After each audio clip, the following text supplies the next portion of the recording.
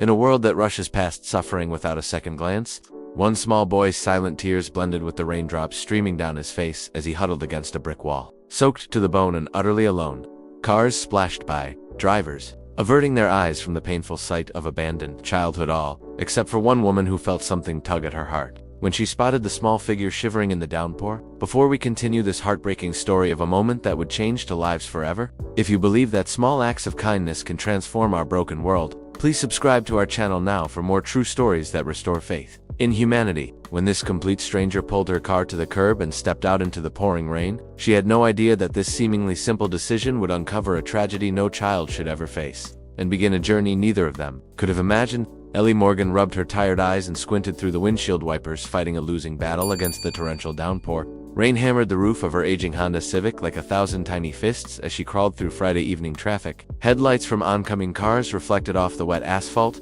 creating a disorienting glare that made her already exhausting day that much worse. Just get home, she murmured to herself. Hot shower, cup of tea, mindless television. At 30, Ellie had been a social worker for nearly a decade, but days like today made those 10 years feel like 50. The Ravenswood Family Services Agency where she worked was chronically understaffed and overwhelmed, leaving her with a caseload that would have been challenging for 3 people to manage properly. Today had featured a particularly heartbreaking removal of 3 children from a home, where addiction had won the battle against parental levat, least for now. As she waited at a red light, Ellie massaged her temples and tried to push away the memory of the youngest child's face, confusion and fear as she carried him to her car while his mother screamed obscenities from the porch. In moments like these, she questioned whether she was making any difference at all in this broken system. Her supervisor kept warning her about burnout, about bringing work home, about maintaining professional boundaries. The light turned green, but the car ahead of her remained motionless, the driver likely distracted by their phone. Ellie tapped her horn lightly, trying to suppress her frustration. The car finally lurched forward, and she followed. Turning onto Maple Street, where traffic thinned slightly, she was calculating how many reports she needed to file over the weekend when something caught her eye. A small shape huddled against the brick wall of an abandoned laundromat. She almost didn't see it through the curtain of rain, but a flash of lightning illuminated the scene for a split second. Was that a child? Ellie slowed instinctively, peering through the passenger window. As she passed, the figure was small, knees drawn up to chest, head down. Definitely a child. Alone, in this weather. Not my case, she whispered, fingers tightening on the steering wheel as she drove past. She was off duty. Someone else would stop. Someone must be looking for the child. There were protocols, proper channels, but the image of that small, solitary figure burned in her mind as she drove another block. With a frustrated sigh, she made a U-turn at the next intersection, circling back toward the laundromat. Ellie had seen too many children in desperate situations to simply drive by. Regardless of how depleted she felt, she pulled her car to the curb about 20 feet from where the child sat. Through the rain-streaked window, she could make out more details. Now a boy, she thought, maybe 7 or 8 years old, wearing only a thin t-shirt and jeans, both soaked through. His hair was plastered to his head, dark with rain, and he wasn't moving. Was he injured? Unconscious? Ellie grabbed her umbrella from the back seat and took a deep breath. Protomo said she should call this in first, but something about the stillness of the child made her reach for the door handle instead. She could call it in after making initial contact. The moment she stepped out of the car, the full force of the storm hit her. Wind whipped rain sideways, rendering her umbrella nearly useless as she hurried toward the huddled figure. Her work flats immediately filled with water, and within seconds her pants were soaked to the knees. "Hello," she called softly, approaching slowly. "Are you okay?" The boy's head snapped up at the sound of her voice, and Ellie's heart constricted. His face was thin, almost gaunt, with dark circles under eyes too old for his young face. Those eyes widened in fear as he pressed himself harder against the wall, as if trying to disappear into the bricks. "It's okay," Ellie said, crouching down several feet away, trying to appear non-threatening while holding the umbrella out to offer some shelter from the rain. "I'm not going to hurt you. Are you lost?" The boy stared at her without blinking, without speaking. His lips had a bluish tint, and he was shivering violently. How long had he been out here? Hours, by the look of him. "My name is Ellie," she continued, keeping her voice gentle but loud enough to be heard over the storm. "I want to help you. Are you hurt?" Still no response. The child's eyes darted past her to the street, calculating escape, but he seemed too weak or too cold to move. Ellie had approached enough traumatized children to recognize the signs this boy had been through something terrible. His silence wasn't stubbornness. It was fear bordering on terror. She slowly reached into her bag, telegraphing her movements. "I have some crackers and a juice box. Would you like something to eat?" A flicker of something hunger, perhaps, the boy's face, but he remained frozen, unresponsive. Ellie placed the crackers and juice on the ground between them, then sat back on her heels. It's really coming down out here, she said conversationally, as if they were just two people taking shelter from an ordinary rainstorm. I bet you're cold. Would it be okay if I put my coat around you? The boy's eyes followed her hands as she slowly removed her raincoat, still maintaining her distance. When she extended it toward him, he flinched but didn't retreat further. Progress, however small. I'm going to leave it right here, she said, placing the coat within his reach. You can put it on if you want to. For several long moments, they remained in tableau, crouched in the rain. The small boy pressed against the wall, the coat and food between them. Then, with movements so slight they were barely perceptible, the boy extended one thin hand and pulled the crackers toward himself. His eyes never left her face as he tore the package open with trembling fingers and began to eat with the focused intensity of someone who hadn't seen food in days. As he ate, Ellie noticed something on his wrist, a medical alert bracelet, partially hidden by the sleeve of his shirt. When he reached for the juice box, the sleeve pulled back further, revealing the bracelet clearly. Diabetic, it read. Jamie K. Ellie said softly, testing the name. Is that your name? Jamie. The boy froze, cracker halfway to his mouth, then gave an almost imperceptible nod. Ellie smiled, blinking rain from her eyes. It's nice to meet you, Jamie. Can you tell me where your parents are? At this, Jamie's face went completely blank, his eyes dropping to the ground. The hand holding the cracker fell limply to his side. Ellie's social worker instincts sharpened. That wasn't the reaction of a child who had wandered away from distracted parents or gotten separated in the storm. That was the reaction of a child who had experienced something far worse. Ellie's rain-soaked blouse clung uncomfortably to her skin as she continued her gentle attempts to communicate with Jamie. The boy had finished the crackers with alarming speed, but hadn't touched the juice box. His eyes remained fixed on her, wary and hollow, like those of a trapped animal. Jamie, I need to make sure you're okay, she said softly. Can you tell me if you're hurt anywhere? No response, just that unblinking stare. Ellie had worked with traumatized children before. Selective mutism wasn't uncommon, but something about Jamie's silence felt deeper, more entrenched. This wasn't just fear, it was survival. She shifted slightly, and Jamie tensed, his thin body coiling as if preparing to flee despite his obvious weakness. Ellie immediately stilled her movements. It's okay, I won't come any closer unless you say it's alright, she assured him. While maintaining a non-threatening posture, Ellie conducted a visual assessment. Jamie's clothing was threadbare and inappropriate for the weather, just jeans and a t-shirt despite the autumn chill. No coat, no backpack, nothing to suggest he'd been prepared to be outside. His sneakers were falling apart, the sole of one nearly detached from the upper dot. More concerning were the visible signs of neglect. His wrists were painfully thin, his cheeks hollow. Dark bruises circled both his forearms, finger marks, the kind made when someone grabs too hard. A partially healed cut ran along his hairline.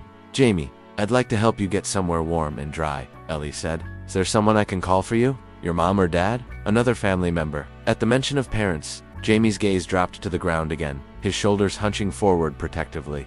Ellie noted the reaction, filing it away. Whatever his situation was, family wasn't a safe topic. The rain continued to fall in sheets. Around them, thunder rumbling in the distance, Ellie knew she needed to make a decision. Protocol dictated she call the authorities immediately, but experience told her that bringing police into the situation too quickly might cause Jamie to bolt or shut down completely. Are you thirsty? She asked, pointing to the untouched juice box. It might help you feel a little warmer.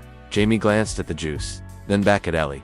Slowly, he reached for it, his movements cautious as if expecting a trick. When his fingers closed around the small cardboard box, Ellie noticed something that made her blood run cold: circular burn marks on the inside of his wrist, just below the medical alert bracelet.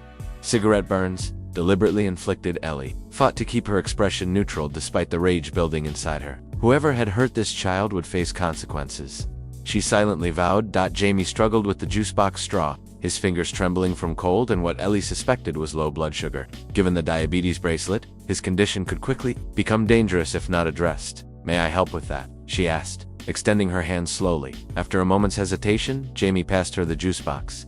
Ellie punctured the foil with the straw and handed it back. He drank greedily, confirming her suspicion about dehydration. While he drank, Ellie pulled out her phone, shielding it from the rain with her body. She needed to call this in, but wanted to prepare Jamie first. Jamie, I need to make a phone call to get you some help, she explained gently. I work with children who need assistance. Would that be okay?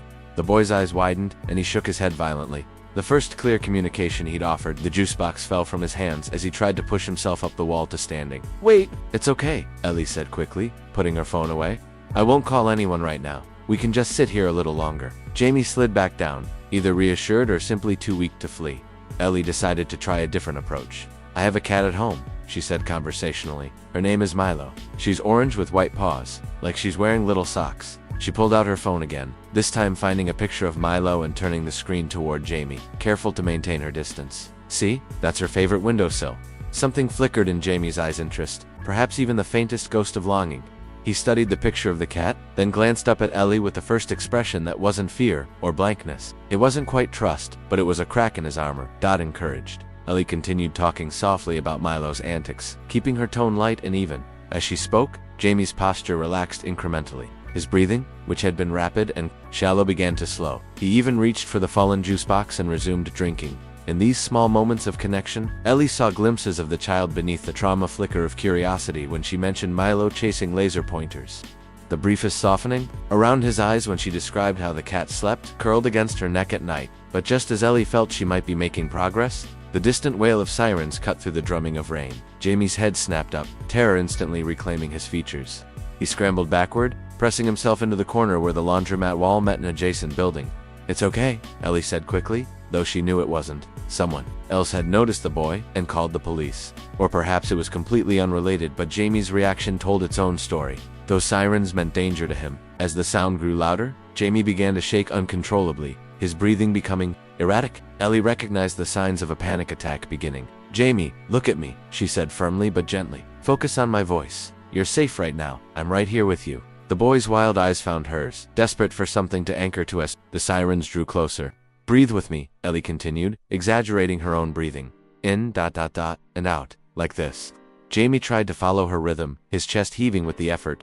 Tears mixed with raindrops on his face, though he made no sound evident in extreme distress. He remained silent, which concerned Ellie deeply. Children in panic typically cried out. What had happened to teach this boy that even in terror, he must not make noise? The sirens were very close now, and flashing lights reflected off the wet pavement. A police cruiser pulled up behind Ellie Honda, its headlights illuminating their huddled figures against the wall. "It's going to be okay," Ellie promised Jamie, though she wasn't sure he could hear her through his panic. "I'll stay with you."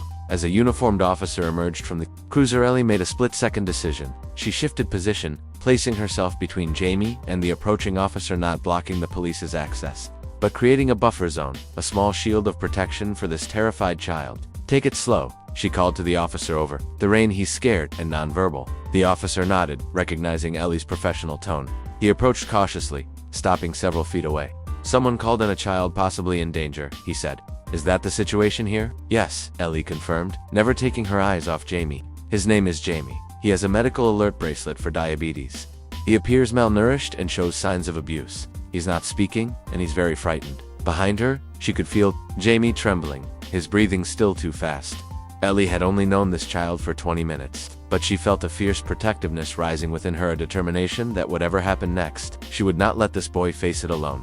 Ellie Morgan." The officer's voice carried surprise as he stepped closer, recognition dawning on his face. Ellie squinted through the rain. "Officer Daniels." Tom Daniels had worked with Ellie on several cases over the years. He was one of the good ones, patient with traumatized children, thorough in his investigations. If Jamie had to encounter law enforcement, Daniels was the best possible option. "Didn't expect to see you out here," Daniels said, lowering his voice as he took in the situation. "Dispatch said a convenience store owner called in a child sitting alone for hours. I was driving home and spotted him," Ellie explained, still positioned protectively near Jamie. "He's nonverbal, showing signs of abuse and neglect. Has a medical alert bracelet for diabetes." Daniels nodded, maintaining a non-threatening distance. "Protocol says..." "I know the protocol," Ellie interrupted softly, "but he's terrified. Tom, look at him." Jamie had wedged himself so tightly into the corner that he seemed to be trying to disappear, his eyes darting between Ellie and the officer. His breathing remained shallow and rapid, his thin body vibrating with tension. Daniels assessed the situation with experienced eyes. "Has he told you anything? Where he came from? Parents' names?" "Nothing." Complete silence. "Reacts negatively to mentions of parents." Ellie kept her voice low and calm, though the continuing rain made it difficult to be heard without raising her volume. "His bracelet only gives his first name, Jamie K." Daniels sighed, rainwater dripping from his hat brim. "We need to get him to the hospital. That's non-negotiable with his condition and those visible injuries." Ellie knew he was right. Jamie needed medical attention, especially with unmanaged diabetes. But the prospect of forcing this terrified child into a police cruiser seemed cruel, potentially traumatizing. "Let me take him," she suggested.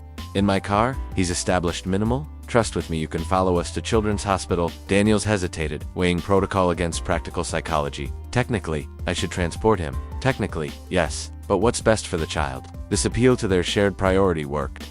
Daniels nodded reluctantly. All right, but I follow directly behind you, lights on but no siren. And I need to call it in. Get CPS notified. Of course, Ellie agreed, turning back to Jamie. Jamie, we need to get you somewhere warm where doctors can help you feel better. Would you come with me to my car? Officer Daniels will follow us, but you can ride with me. Jamie's eyes flicked. Between them, calculation and fear warring in his expression, after a long moment, he gave the barest of nods. Good, Ellie said, relief flooding her voice. Can you stand up?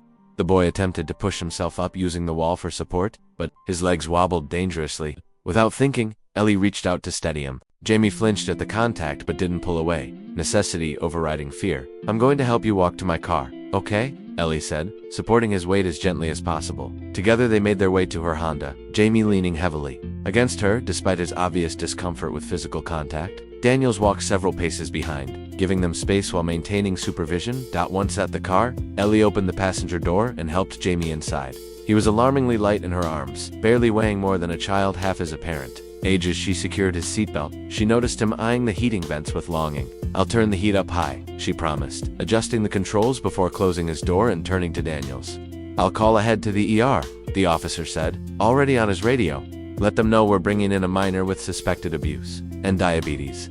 Ellie nodded, her mind racing ahead to what would happen at the hospital. Jamie would need to be examined, photographed, questioned, standard procedure for suspected abuse cases, but without a name, without parents or guardians. The system would have to take over emergency foster placement, most likely. As a social worker, Ellie knew how overwhelmed the system was, how few good placements existed for traumatized children with medical needs. The thought of Jamie being shuttled into that uncertainty, after whatever hell he'd already endured, made her chest tighten. She pushed these thoughts aside for now. First priority, medical care. The drive to Children's Hospital was tense and silent. In the passenger seat, Jamie stared straight ahead, his body rigid despite the warmth now filling the car. Occasionally, Ellie glanced over to find his eyes darting to the rearview mirror, tracking the police cruiser following them. We're almost there, she said softly. The doctors are very kind. They'll help you feel better. Jamie gave no indication. He'd heard her, but his hands, clutched tightly in his lap, trembled slightly. Ellie wondered when he'd last had insulin, how dangerous his blood sugar levels might be. The sooner they reached the hospital, the better. As they pulled into the emergency entrance, Ellie was reminded of another rainy night years ago, herself at 12 being brought to this same hospital after her mother's boyfriend had put her through a wall. The fear, the uncertainty, the well-meaning but overwhelming presence of doctors, police, social workers. She'd been older than Jamie, verbal, and it had still been terrifying. A memory surfaced. A nurse who had held her hand during stitches, who had spoken to her like a person rather than a case. That small kindness had been a lifeline in the chaos. Perhaps she could be that for Jamie now. We're here, Ellie announced as she parked. I'll come around and help you out. Before she could exit the car, Jamie's hand shot out and grabbed her sleeve. First time he'd initiated contact. His eyes, when she met them, were wide with panic. I'll stay with you, she promised, understanding the unspoken plea. I won't leave you alone. The simple assurance seemed to steady him. He released her sleeve and waited as she came around to help him from the car. Daniels joined them at the entrance, where a pediatric nurse was already waiting with a wheelchair. Alerted by the officer's call ahead, Jamie balked at the sight of the hospital staff, pressing back against Ellie. It's okay, she murmured. They just want to help you feel better. Reluctantly, Jamie allowed himself to be settled into the wheelchair. The nurse, noticing his distress, kept her movements slow and predictable. Hi there, she said gently. I'm Nurse Chen. We're going to take good care of you. As they entered the bright fluorescent lighting of the emergency department, Ellie felt Jamie's hand find hers, clinging with surprising strength. In that desperate grip, she read the fear he couldn't or wouldn't voice, and she squeezed back. Gently. I'm right here, she reassured him. I'm not going anywhere. It was a promise made in the moment, without consideration for protocols or professional boundaries. But as they were ushered into a curtained examination area, Jamie's hand still clutching hers, Ellie knew with absolute certainty that she meant every word. This child, for whatever reason, had chosen to trust her, perhaps the first trust he'd risked in a very long time. She would not betray it, regardless of what the system demanded. The pediatric emergency department buzzed with controlled chaos monitors, beeping, staff moving efficiently between curtained areas, the occasional cry of a child in pain or fear. Nurse Chen wheeled Jamie through this gauntlet of sensory input, Ellie walking alongside, still holding the boy's hand. Treatment room 3, Chen directed, guiding the wheelchair into a private room rather than a curtained bay. Dr. Patel requested it specifically when we got the call. Ellie recognized the implications immediately. Private rooms in the ER were reserved for cases requiring additional privacy or security, suspected abuse, sexual assault, or higher-risk patients. Jamie qualified on multiple counts.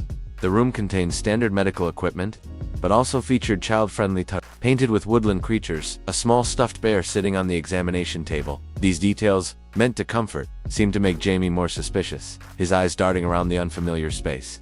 "Jamie, this is where the doctors will examine you," Ellie explained, keeping her voice calm.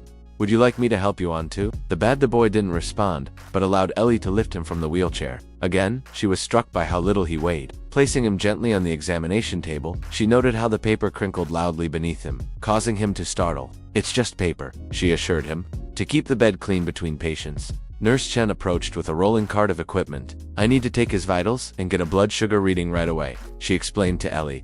Given the medical alert bracelet, Jamie's eyes widened at the sight of the medical instruments. His breathing accelerated, and he began to slide backward. "On the table. It's okay," Ellie said quickly. "These are just tools to check how your body is doing. Nothing will hurt." She looked to Chen. "Can you explain each step before you do it?" The nurse nodded, understanding. "Of course, Jamie. I'm going to wrap this cuff around your arm to check your blood pressure. It will squeeze a little, but it doesn't hurt." As Chen narrated each action, checking temperature, pulse, oxygen levels, Jamie remained rigid but compliant. When it came time for the fingerstick to check his blood sugar, however, he pulled his hand away sharply. "I know that one does hurt a little," Ellie acknowledged. "Just a quick pinch though. It's really important to know your sugar levels." Jamie searched her face, seeming to gauge her trustworthiness. After a moment, he slowly extended his hand, though his eyes squeezed shut in anticipation of pain. "That's very brave," Nurse Chen said, quickly pricking his finger and collecting the blood sample. The glucometer beeped, and Chen frowned at the reading. 237. Elevated, but not dangerously high, considering the circumstances. She made a note in the electronic chart. "Dr. Patel will want a full metabolic panel. I'll need to start an IV for fluids and to draw blood." At the mention of an IV, Jamie's fragile cooperation shattered. He scrambled backward, nearly falling off the examination table in his desperation to escape. Ellie barely caught him, feeling his heart hammering wildly against his ribcage. "Jamie, it's okay," she soothed, though clearly it wasn't. Whatever this child had experienced, medical procedures triggered profound terror.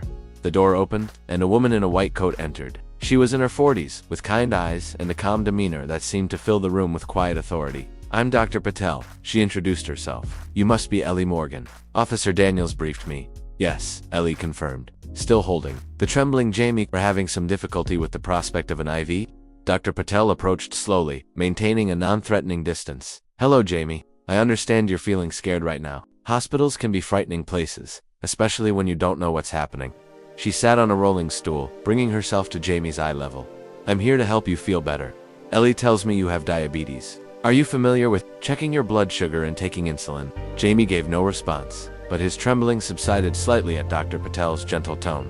"I see you're very scared of needles," the doctor continued. "Many people are. Would it help if Ellie held your hand during the fort, and maybe we could find a movie for you to watch on the tablet to distract you?" Jamie's eyes flicked to Ellie, then back to the doctor. Finally, he gave a small nod. "Excellent, Doctor." Patel smiled. "Nurse Chen will bring in our child life specialist to help. In the meantime, I'd like to ask Ellie some questions about how she found you. Is that okay?" Another slight nod from Jamie. While they waited for the specialist, Dr. Patel quietly questioned Ellie about the circumstances of finding Jamie, his physical condition, and any communication he'd offered. Ellie provided what little information she had, aware of Jamie listening intently despite his apparent disengagement. Based on his weight and apparent age, he's severely malnourished, Dr. Patel noted. The bruising patterns on his arms and legs are consistent with restraint marks. There's evidence of both recent and older injuries. Ellie nodded grimly.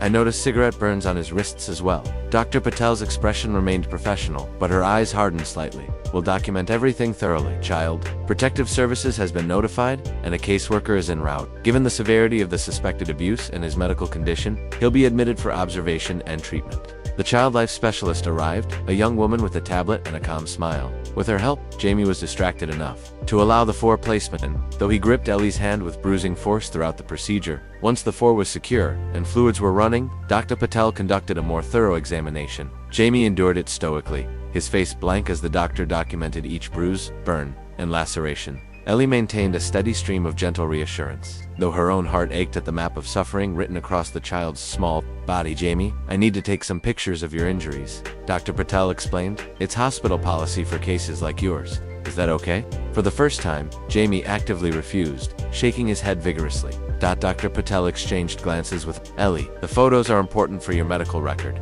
They'll help us make sure you get the care you need. Jamie's eyes filled with tears, though he remained silent. His hand found Ellie's again, squeezing desperately. What if I stay right here beside you? Ellie suggested. You can hold my hand the whole time, and Dr. Patel will be very quick.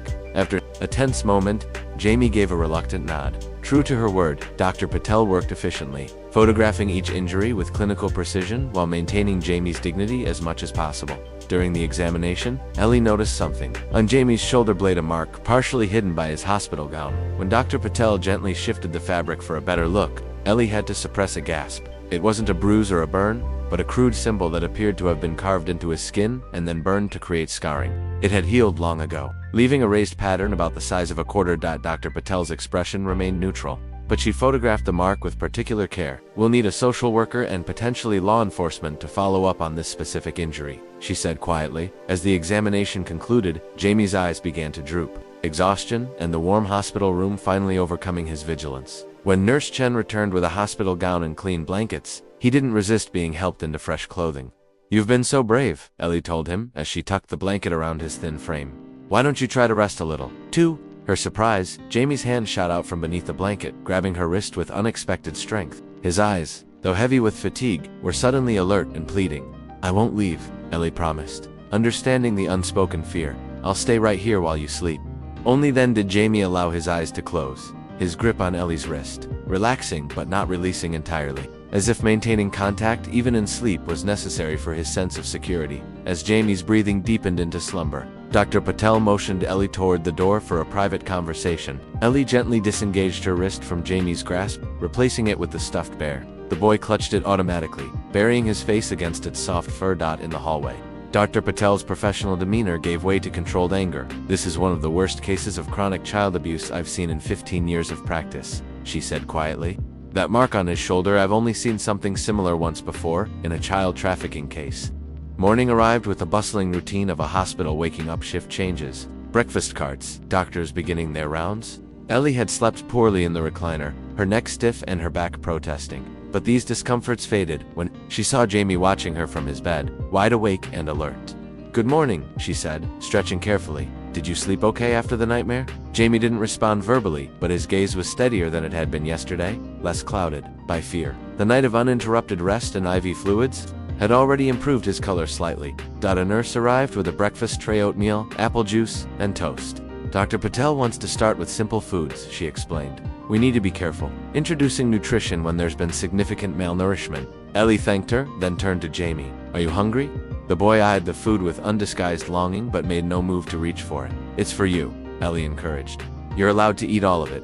Something in her phrasing seemed to resonate with Jamie. He slowly reached for the spoon, his movements hesitant, as if expecting the food to be snatched away at any moment. He took a small bite of oatmeal, then looked at Ellie questioningly. That's right, she nodded.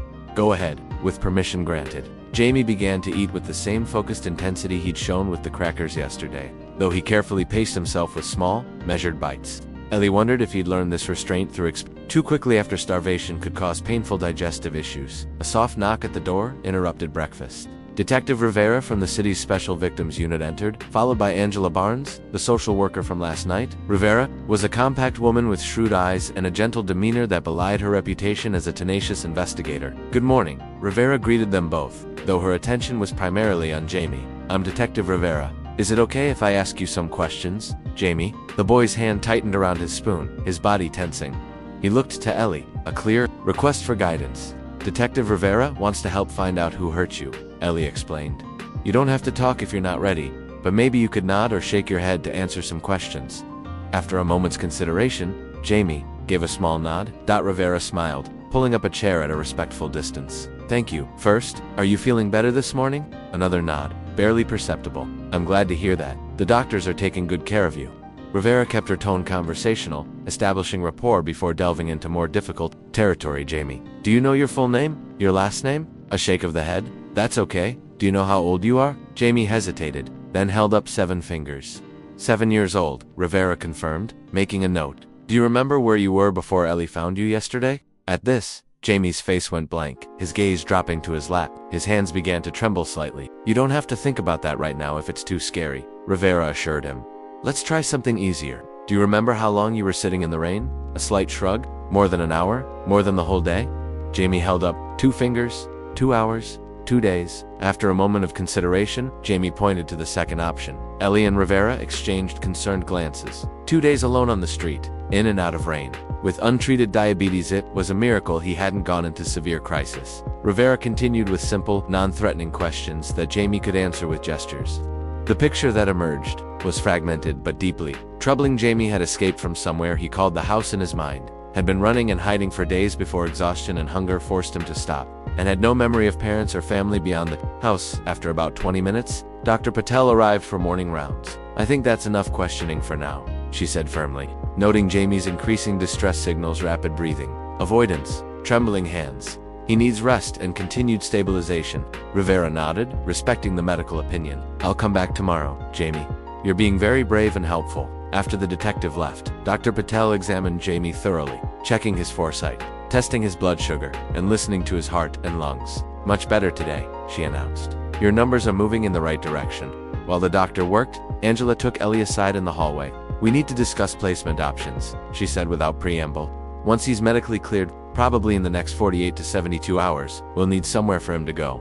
Ellie had been expecting this conversation but still felt a pang of dread. What are the options looking like? Angela's expression was grim, limited. His medical needs require specialized care. Most of our medical foster homes are at capacity, and the residential facilities have waiting lists. He can't go to a group home, Ellie said flatly. Not with his trauma history and selective mutism. He needs one-on-one attention in a stable environment. I agree completely, Angela sighed.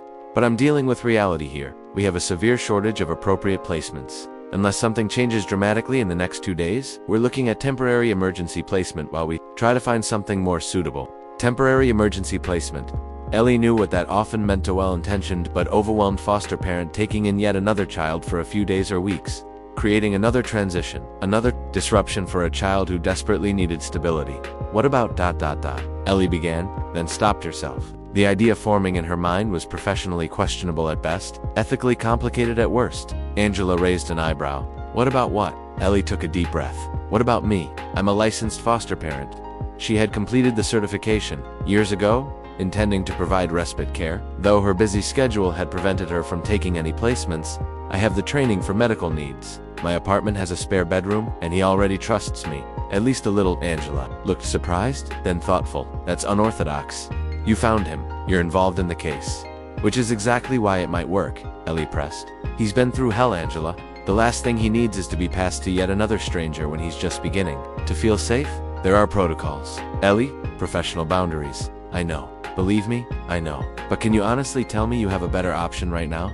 Angela was silent for a long moment. I'll have to speak with my supervisor, and the judge would need to approve it at the emergency custody hearing. When is the hearing? Tomorrow morning. We've expedited it given the circumstances. Ellie nodded, her mind racing ahead to the logistics she would need to prepare her spare room.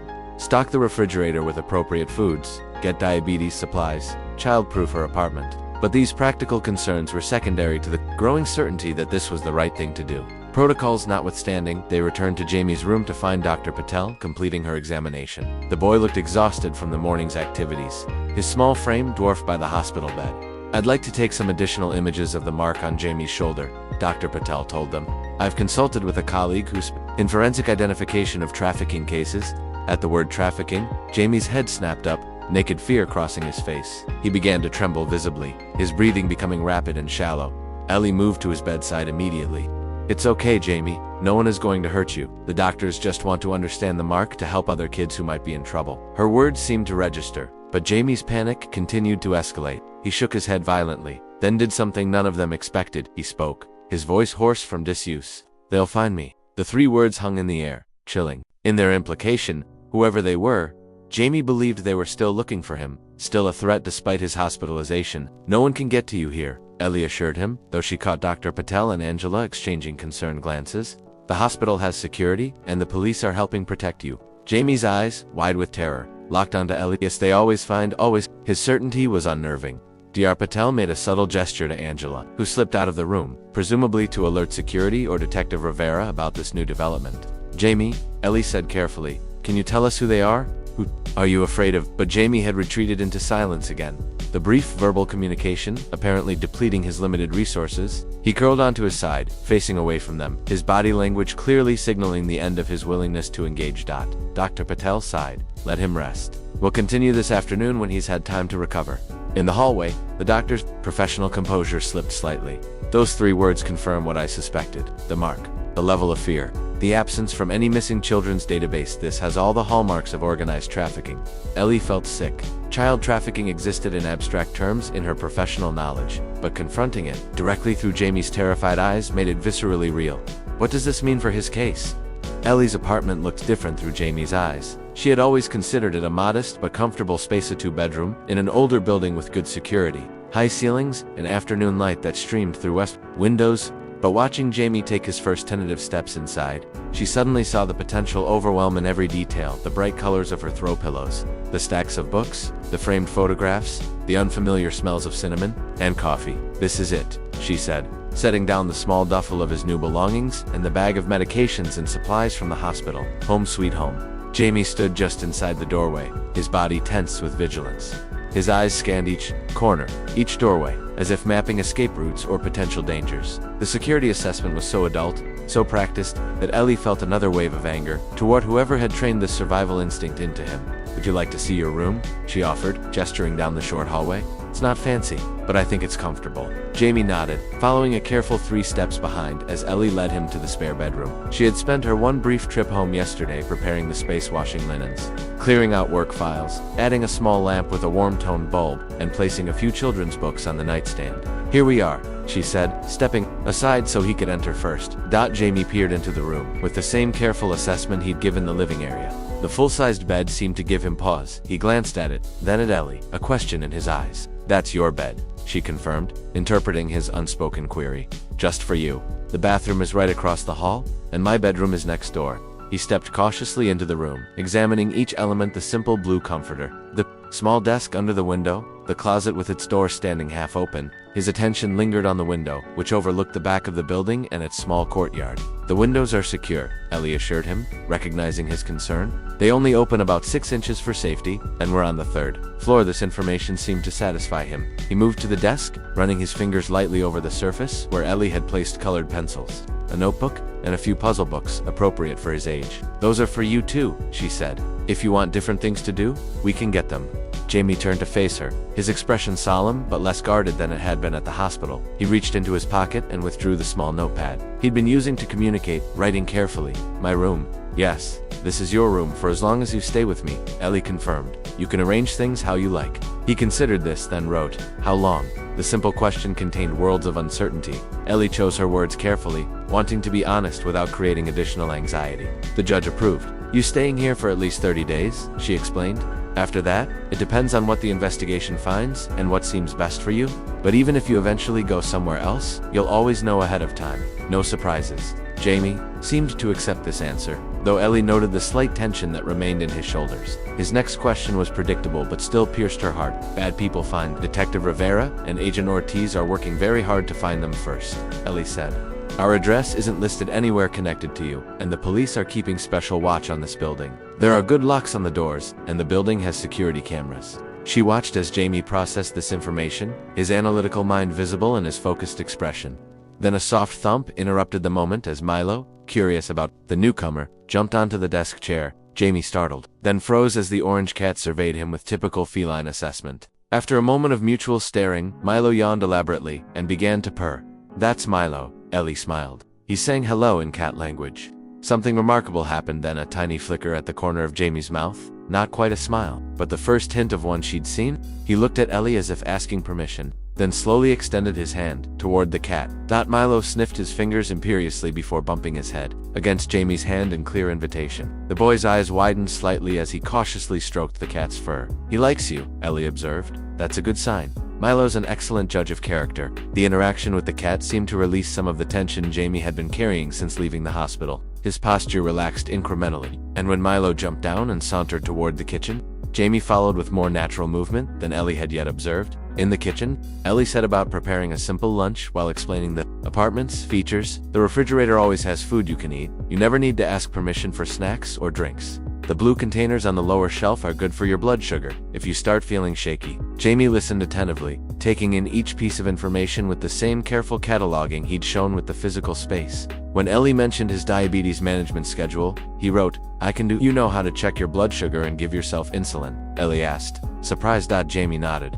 Then wrote, "Had to. The simple statement spoke volumes about his previous circumstances. A child too young to be responsible for such complex medical management, forced to handle it alone." Dr. Patel had mentioned this possibility, noting that Jamie's knowledge of his condition was unusually sophisticated for his age. "We'll do it together for now," Ellie said, "and when you're comfortable, you can take over more of it." They settled at the small kitchen table with sandwiches and apple slices. Jamie ate with the same careful precision he'd shown in the hospital, taking measured bites and chewing thoroughly. Ellie noticed he kept the exit in view at all times, another survival habit that would take time to soften. After lunch, Ellie gave him a proper tour of the apartment, explaining mundane details that most children would take for granted: how the shower worked, where clean towels were kept, which cabinet held cups and glasses. Jamie followed, attentive and silent, occasionally writing brief questions in his notepad. The afternoon passed quietly. Ellie had taken a week's leave from work to help Jamie settle in, and she had deliberately kept this first day unstructured, allowing him to acclimatize at his own pace. He spent time exploring each room, always returning to check on Ellie's location every few minutes, as if reassuring himself she was still there. By early evening, fatigue began to show in the slight drooping of his shoulders and the increased frequency of his yawns. Hospital discharge, the car ride, and the stimulation of a new environment had depleted his still recovering energy reserves. "Would you like to have dinner and then get ready for bed?" Ellie suggested. "It's been a big day." Jamie nodded, writing, "Tired. After a simple dinner of pasta with butter, Ellie was still following Dr. Patel's guidelines for gentle nutrition. She helped Jamie check his blood sugar and administer his evening insulin. Then she showed him where his new pajamas were, stored in the dresser. "I'll be in the living room while you change," she told him. "Call if you need anything." When she returned a few minutes later to check on him, she found an unexpected sight. Jamie was sitting on the floor beside the bed rather than in it, arranging the pillows and blanket into a sort of nest in the narrow space between the bed and the wall. Ellie paused in the doorway, understanding dawning. "Jamie, would you feel safer sleeping on the floor tonight?" He looked up, wariness crossing his face as if expecting criticism. After a moment, he nodded. "That's completely okay," Ellie assured him. "Lots of kids prefer to sleep somewhere that feels more secure when they're in a new place. Would you like more blankets to make it comfortable?" Relief washed over his features at her acceptance. He nodded again, and Ellie brought additional bedding from the linen closet, helping him create a proper sleeping space on the floor. "Is there anything else you need to feel safe tonight?" she asked as he settled into his nest. Jamie considered, then wrote, "Light? Of course." Ellie agreed, turning on the small bedside lamp. "We can leave this on all night, and my room is right next door. If you need anything, it's okay to wake me up, even if it's the middle of the night." Jamie seemed satisfied with these arrangements. He positioned himself with his back to the wall, the stuffed bear from the hospital clutched against his chest. Milo, sensing an opportunity for companionship, sauntered into the room and settled at the foot of Jamie's makeshift bed, purring loudly. "Looks like you have a guardian for the night," Ellie smiled. "Milo usually sleeps with me, but I think he's decided you need him more." Jamie's hand reached out to stroke the cat's fur, his movements more natural now, less hesitant. The repetitive motion seemed to soothe him, his eyelids growing heavy. "Good night, Jamie," Ellie said softly, moving toward the door. "I'll leave this open a bit so you can see the hallway light too." She had just stepped into the hallway when Jamie's notepad appeared in the doorway, held aloft in his small hand. On it he had written a single word: "Stay." The request, so simply expressed, carried the weight of years of loneliness and fear. Ellie's throat tightened with emotion. "Of course, I can stay until you fall asleep," she said, returning to sit on the floor near his nest. "Is this okay?" The rhythms of life with Jamie developed gradually over the following week. Mornings began with blood sugar checks and insulin, followed by breakfast that Jamie would help prepare with increasing confidence. Ellie discovered he had an unexpected fascination with cooking. He would watch intently as she scrambled eggs or mixed pancake batter, absorbing each step with the same careful attention he gave to everything in his new environment. By the third day, he was setting the table unprompted, his movements becoming more fluid, less hype. By the fifth, he had started writing notes about food preferences. Yes, apples. No bananas, the first expressions of personal desire he had offered. These small steps of progress were carefully documented in Ellie's daily journal, which formed the basis of her first weekly report to Angela and Michael Chen. Sitting at her laptop while Jamie napped one afternoon, his stamina still rebuilding after prolonged malnutrition, she struggled to capture the nuances of his adjustment without reducing him to a clinical case study. Subject demonstrates increased comfort with living environment, she wrote, then deleted. Jamie wasn't a subject. She started again. Jamie is adapting well to the apartment. His hypervigilance has decreased, notably, particularly in the mornings and during meal preparation. He continues to sleep on the floor rather than the bed, but has begun to build his nest in the open rather than wedged against the wall. Nightmares occur approximately every other night but respond well to reassurance and brief periods in lighted areas. She paused, considering how to describe his communication progress. Verbal communication remains minimal, she continued, but written communication has expanded significantly. Jamie now initiates written exchanges about preferences, needs, and occasionally, feelings. He has begun to draw regularly, primarily scenes of nature and animals, avoiding human figures or buildings in his artwork. A soft noise from the hallway caught her attention. Jamie stood in the doorway, hair tousled from his nap, watching her with curious eyes. "Hey there," Ellie smiled. "Did you have a good rest?" He nodded, then held up his notepad. "What writing?" "I'm writing a report for Ms. Angela," Ellie explained honestly. "Remember how I told you she's helping make sure you're doing okay here? I need to let her know how things are going." Jamie approached cautiously, peering at the screen. Ellie made no move to hide the report, believing transparency was essential for building trust. He read silently, his expression neutral until he reached the part about nightmares. A flicker of what might have been embarrassment crossed his face. "Everyone has nightmares sometimes," Ellie said gently, "especially after scary experiences. It's nothing to be ashamed of." Jamie considered this, then wrote, "What happens next?" The question contained layers of meaning. What happened next today, next week, in the ongoing investigation, in his uncertain future. Ellie addressed the most immediate interpretation. "Well, Angela is coming for her scheduled visit in about an hour. She'll want to talk with you a bit and see how you're settling in. After that, maybe we could walk to the park if you feel up to it. The fresh air would be good for both of us." Jamie had yet to venture beyond the apartment building. Their only outings had been brief trips to the building's small courtyard, always carefully timed to avoid other residents. Even these limited excursions had left him tense and exhausted, his body remaining in a state of high alert throughout. He seemed to weigh the park suggestion, writing, "SAFE. Yes," Ellie assured him. "It's a small neighborhood park just 2 blocks away.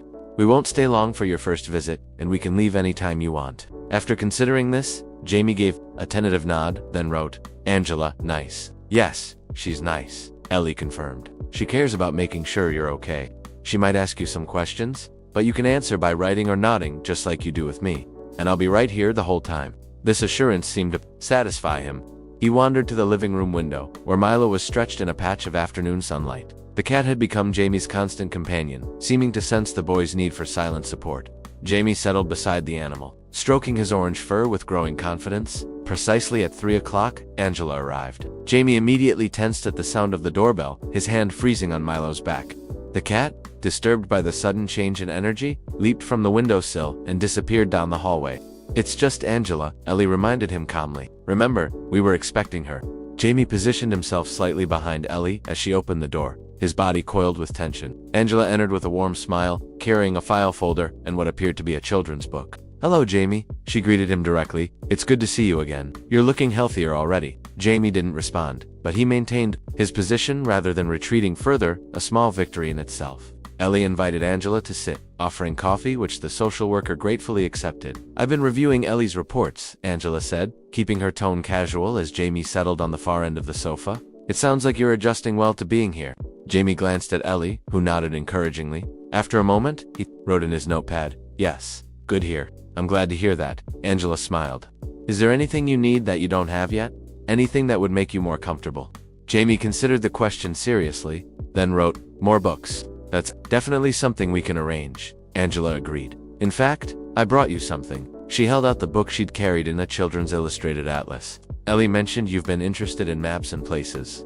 This observation was accurate. Jamie had spent considerable time examining the small world map Ellie had on her bookshelf, tracing countries and oceans with his finger, though he never indicated what specifically interested him about geography. He accepted the atlas with careful hands, opening it to examine the colorful pages with obvious fascination. "Thank you," he wrote, the capital letters indicating emphasis. The visit proceeded smoothly after this initial connection. Angela asked gentle questions about Jamie's daily routine, his medical management, and his comfort in the apartment. She spoke directly to him rather than through Ellie, giving him time to write responses or simply nod or shake his head. When the official assessment was complete, Angela turned to more practical matters. "The investigation is continuing," she informed Ellie, choosing her words carefully with Jamie present. "Based on the drawing Jamie provided and other evidence, They've identified a potential location. Surveillance is ongoing. Ellie nodded, understanding the implications. If law enforcement was surveilling a property, they were building a case, gathering evidence before making a move.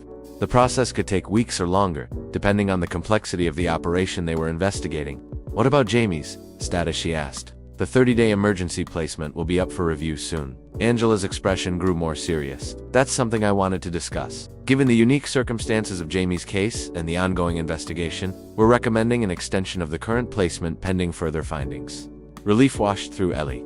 She had been dreading the possibility of Jamie being moved to another foster home or facility just as he was beginning to establish a sense of security. However, Angela continued, there are procedural hurdles. Normally, a child in emergency placement would be moved to a more permanent foster setting while family reunification or termination of parental rights is pursued. In Jamie's case, with no identified family and his connection to an active criminal investigation, she trailed off, glancing at Jamie, who was absorbed in the atlas, but undoubtedly listening to every word. Perhaps we should discuss the details later, she suggested. Ellie agreed, though she suspected Jamie was absorbing far more than they realized. His survival had likely depended on gathering information from adult conversations, reading between lines, anticipating what wasn't being explicitly stated. After Angela left, promising to return the following week, Jamie remained unusually quiet. He continued paging through the atlas, but his earlier enthusiasm had dimmed, replaced by a pensive stillness that concerned Ellie. Are you okay? She asked as she prepared a snack of cheese and crackers. Was the visit with Angela too tiring? Jamie shook his head, then wrote, "Move away." The question confirmed Ellie's suspicion that he had understood the implications of Angela's comments about placement. His perceptiveness constantly surprised her. Though it shouldn't have, children who experience trauma often develop heightened awareness of adult dynamics as a survival mechanism. Angela and I are working very hard to make sure you can stay here as long as you need to, Ellie assured him. The normal rules say you might need to move to a different foster home, but we're asking for special permission because of your situation. Jamie absorbed this, his expression serious. After a long moment, he wrote, "Want to stay." The simple declaration, the first clear expression of his own desire regarding his future, made Ellie's throat tighten with emotion. "I want you to stay too," she told him honestly. "We're doing everything we can to make that happen."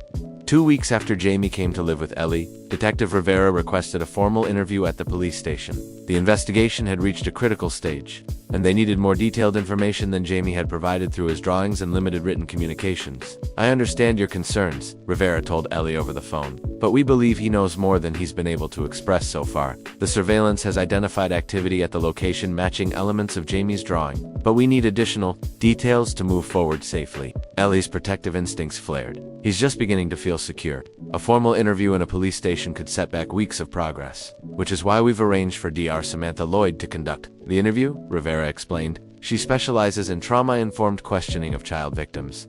The room is designed to feel safe and non-threatening, and you'll be present throughout. After consulting with Angela and considering what was ultimately best for Jamie and the other children potentially still being held, Ellie reluctantly agreed. Explaining the situation to Jamie proved equally challenging. "Detective Rivera needs to ask you some more questions about the bad place," she told him gently as they sat at the kitchen table that evening. "She's trying to help the other children. You told us about Jamie's body." Instantly tensed, his expression shuddering closed, he wrote, "Nona police. I understand why that's scary," Ellie acknowledged. "Police stations can feel frightening, but I'll be with you the entire time. And the person asking questions is specially trained to work with kids who have been through hard things." Jamie remained resistant, his posture rigid with fear. After several minutes of gentle coaxing produced no change, Ellie tried a different approach. "Jamie, do you remember when you drew the picture of the house with the other children? You wrote that you wanted to help them." He nodded slowly, reluctantly. "This is how we can help them," Ellie continued, "by telling Detective Rivera more about the house and the people there. Without that information, it's harder for the police to find and help the other kids." Jamie's internal struggle played out visibly across his features, fear battling against concern for the children he'd left behind. Finally, he wrote, "They hurt me if tell." The stark admission broke Ellie's heart. "The bad people taught you that, didn't they? That terrible things would happen if you told anyone about them or the house." A slight nod. "Jamie, those were lies. They told to keep you scared and silent. They can't hurt you now. You're safe with me, and the police are working very hard to make sure the bad people never hurt anyone again." He considered this, his analytical mind visibly working through the logic. After a long moment, he wrote, "What questions? They'll want to know more about the house, how many rooms, where the children stayed, how many adults were there, things like that. You can answer however is comfortable for you, writing, drawing, or even just nodding or shaking your head." After further discussion and reassurance, Jamie tentatively agreed to the interview scheduled for the following day. That night, his nightmares returned with renewed intensity, leaving him trembling and disoriented until nearly dawn. Ellie sat with him in the living room through the worst of it, maintaining a calm presence while his mind processed the anticipatory fear. The interview room at the police station looked nothing like the stark interrogation rooms depicted in television shows. Instead, it resembled a comfortable living room with soft furniture, neutral colors, and a low table with art supplies. Child-friendly elements had been incorporated without being overtly juvenile. Nature photographs rather than cartoon characters, fabric throws rather than institutional furniture. Dr. Lloyd, the forensic interviewer, was a woman in her 40s with a gentle demeanor and direct manner. She introduced herself to Jamie without condescension, explaining the process in clear, age-appropriate language. "I help children tell their stories when bad things have happened to them," she said simply. "Sometimes it's hard to find the words, so we can use drawings or writing or whatever feels most comfortable. Nothing you say or do here is wrong, and you can take a break anytime you need to."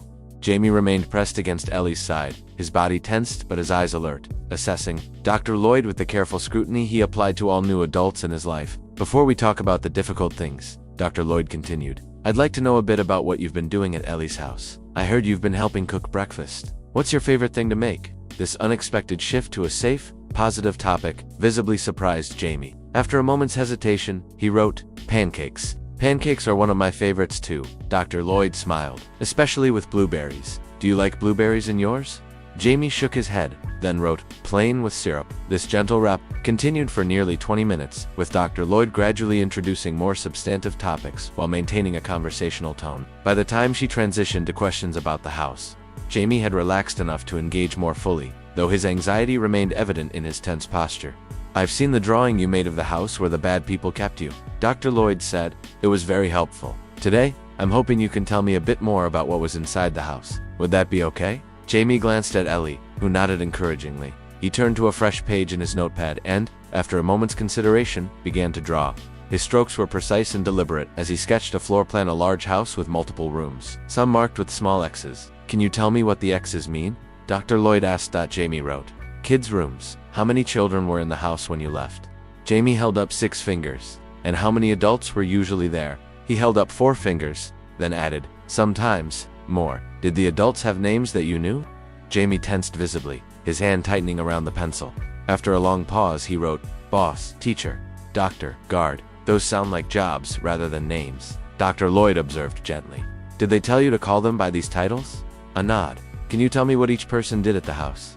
Jamie's breathing quickened, his distress evident. Ellie placed a supportive hand on his shoulder, grounding him with the contact. After several deep breaths, he began writing, in short, fragmented sentences. "Boss gives orders, brings new kids, teacher makes learn things, punishes mistakes, doctor gives shots, checks bodies, guard watches, stops running." Dr. Lloyd maintained, her calm demeanor despite the chilling implications of these descriptions. "Thank you for explaining that, Jamie. That's very helpful. Can you tell me a bit about what the children had to learn?" This question triggered the most severe reaction, yet Jamie dropped his pencil, his hands beginning to tremble. He shook his head violently, panic rising in his expression. "It's okay, Doctor," Lloyd assured him quickly. "We can come back to that later, or skip it entirely. You're doing very well." Ellie intervened, recognizing the signs of escalating distress. "Would you like to take a break, Jamie? We could get some water or walk around for a few minutes." Jamie nodded gratefully, and Ellie led him from the interview room to a quiet hallway, where he could recover his composure. Once away from the immediate pressure of questioning, he leaned against the wall, his small body shaking with the effort of confronting memories he had tried so hard to suppress. "You're being so brave," Ellie told him, crouching to his eye level. "Dr. Lloyd is getting important information that will help find the other children. But if it becomes too much, we can stop completely. You're in control here." Jamie considered this, then wrote with still trembling hands, "Help others. Keep going." His courage in the face of his own terror was humbling. They returned to the interview room after a brief respite, where Dr. Lloyd had prepared a different approach. Instead of talking more about the bad things right now, she suggested, "Could you tell me about how you got away? That might be easier to discuss." This shift proved effective. Jamie seemed less distressed, describing his escape: how he had slipped out during a rare moment when the guard was distracted, how he had hidden in a delivery truck leaving the property, how he had wandered for days, disoriented and growing weaker before Ellie found him in the rain. As the interview continued, a clearer picture emerged of a highly organized operation. Disguised as a private educational facility in a remote area outside the city, children were kept isolated, subjected to a strict regimen of lessons, whose nature Jamie still refused to specify, and punished severely for disobedience. Most disturbingly, Jamie indicated through careful questioning that he had been at the house for as long as he could remember, no memories of life before, no recollection of parents or a normal childhood. When Dr. Lloyd gently asked if he knew how he had come to be there, he wrote simply, "Always there." The implications were heartbreaking. Jamie might have been born into the trafficking operation, or taken so young that he had no memories prior to captivity. His entire understanding of the world had been shaped by his captors until his escape just weeks ago. After nearly 2 hours, with breaks interspersed, Dr. Lloyd brought the interview to a close. "You've been incredibly helpful, Jamie. The information you've shared will make a big difference in finding and helping the other children." The day of the raid dawned with deceptive normalcy. Ellie and Jamie went through their morning routine blood sugar check, insulin, breakfast preparation, without external indication that law enforcement was preparing to descend on the house. Jamie had escaped from just weeks earlier. Detective Rivera had called the previous evening to inform Ellie that the operation was scheduled for 10 a.m. "We're not telling Jamie in advance," she had explained. "Child psychologists advise against it. Too much anticipatory anxiety. We'll update you once it's complete." Ellie agreed with this approach, but found herself struggling to maintain a calm facade as the clock ticked closer to the appointed time. Jamie, with his finely tuned sensitivity to adult emotions, noticed her distraction over breakfast. "Are you sick?" he wrote, watching her with concern. "No, just a bit tired," Ellie assured him. "How about we do something relaxing this morning? Maybe read that new book Angela brought you?" Jamie nodded, though his expression remained thoughtful, slightly suspicious. They settled in the living room with the illustrated book about ocean creatures that had captured Jamie's interest during Angela's last visit. As Ellie read about deep-sea adaptations, Jamie gradually relaxed against the sofa cushions. His new wolf toy, now named Gray, in one of his first independent decisions, clutched loosely in one hand. Ellie single quotes S phone vibrated in her pocket at precisely 10:24 a.m. She continued reading about bioluminescent fish for several more minutes, before excusing herself to use the bathroom, where she could check the message privately. "Operation underway," Rivera had texted. "Will update when secure." The terse message did little to settle Ellie's nerves. So much could go wrong in an operation like this. Children could be harmed in the chaos. Evidence could be compromised. Perpetrators could escape. And beneath these professional concerns lay a more personal one. What would the raid's outcome mean for Jamie's future? Returning to the living room, Ellie found Jamie watching her with that unnervingly perceptive gaze that seemed to see through adult pretenses. "Everything okay?" she asked, settling beside him again. He nodded but wrote, "Something happening." His intuition was remarkable, whether from heightened sensitivity to subtle behavioral cues or some deeper awareness. Jamie had sensed the significance of the day despite Ellie's efforts to maintain normalcy. "You're right," she acknowledged, deciding honesty was the better approach. "Something important is happening today, but we need to wait a little while to find out more. Is it okay if we continue reading until then?" Jamie considered this, then wrote, "The house?" Ellie nodded, impressed and slightly unsettled by his perception. "Yes, Detective Rivera and her team are there today, helping the other children. We'll know more soon." Rather than triggering anxiety, this confirmation seemed to settle something in Jamie.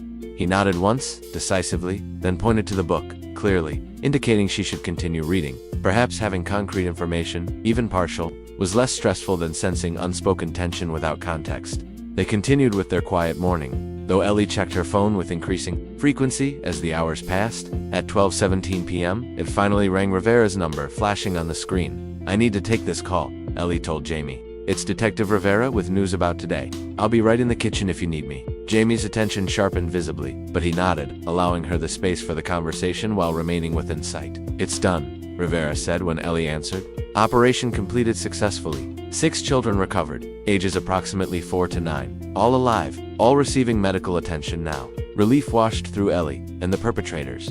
3 adults taken into custody at the scene. Evidence of others who weren't present, including the individual Jamie referred to as boss. Investigation continuing, but we've secured the location and all children are safe. "What about Ellie?" lowered her voice further, turning slightly away from Jamie's watchful gaze. "What about their condition?" Rivera's pause spoke volumes.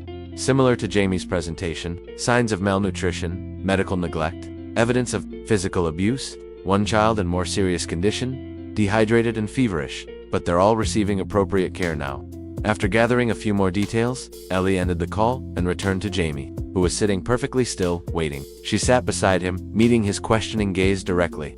"The police found the other children," she told him simply. "All 6 of them. They're safe now, getting help from doctors just like you did." Jamie's face remained carefully neutral, but his hand tightened around Gray the wolf.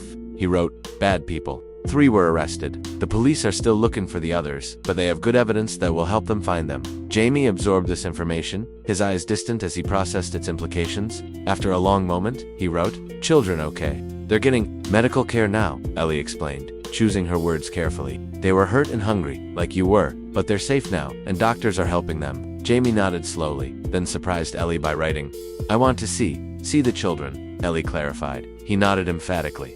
"I'm not sure if that's possible right away," Ellie said gently. "They're in the hospital being treated, and they're probably very scared and confused right now, but I can certainly ask Detective Rivera if a visit might be possible once they're feeling better." Jamie accepted this answer, though determination remained in his expression. He wrote, "They need to know safe now." This simple statement contained profound insight. Jamie understood from his own experience what these children needed most urgently, not just medical care, but reassurance that the danger had truly passed, that safety was real and not another deception. "That's very wise," Ellie told him sincerely. "When Detective Rivera calls with more updates, I'll tell her your thoughts. About that, it might really help the other children to see someone who got away and is doing well." Jamie seemed satisfied with this plan. His next question shifted to more practical concerns. Where will they go? "Social workers like Angela will find safe places for them to stay," Ellie explained, "just like you're staying here with me." This response triggered a more extended written communication than Jamie typically offered. They should stay together. Scary to be alone. Ellie nodded, recognizing the depth of empathy behind this observation. "That's a really important point. Jamie, I'll make sure Angela and Detective Rivera know that too. Sometimes it's hard to keep groups of children together because not many homes can take multiple children at once, but they'll try their best." Jamie considered this, his expression thoughtful. Throughout the remainder of the day, he returned to the topic periodically, writing questions about the children's care, where they might go, whether they had enough food and warm clothes. His concern for their welfare seemed to temporarily supersede his own anxieties, giving him a focus beyond his personal circumstances. That evening, as Ellie prepared dinner, her phone rang again. Angela this time, with updates from the child welfare perspective. "All 6 children are officially in emergency protective custody," she reported. "Medical evaluations ongoing. They're being kept together in a specialized unit at Children's Hospital for now. Jamie's very concerned about them," Ellie shared. "He keeps asking if they're safe, if they have enough food, if they'll be kept together. His empathy is remarkable considering his own trauma," Angela noted. "We're doing everything possible to maintain stability for them, but placement will be challenging. 6 traumatized children with specialized needs."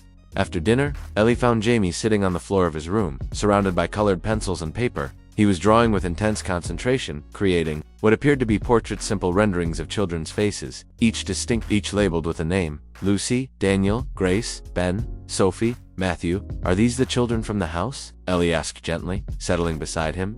Jamie nodded without looking up, adding details to the smallest face. "Sophie, according to the careful lettering, you remember all of them clearly," Ellie observed. Jamie paused his drawing, then wrote, "My family." The simple declaration brought tears to Ellie's eyes. Despite the horrors of the house, Jamie had formed bonds with the other captive children, bonds of shared experience and mutual protection that constituted the only family he had known. "They were lucky to have you looking out for them," Ellie said softly. Jamie shook his head sharply, writing with sudden intensity, "Leftham should have helped." "Jamie, listen to me," Ellie said firmly. "You did help them, by escaping, by finding help, by telling Detective Rivera about the house. If you hadn't gotten away, they might still be there, still being hurt. You saved them." He considered this perspective, his expression uncertain but thoughtful. Finally, he wrote, "Really saved." "Really," Ellie confirmed. "Detective Rivera said your information was essential to finding the house and planning the rescue. You're the reason they're safe now." This reassurance seemed to ease something in Jamie's posture, a subtle relaxation of shoulders that had carried an invisible weight. He returned to his drawing with renewed purpose, adding final touches to each child's portrait with careful attention to detail.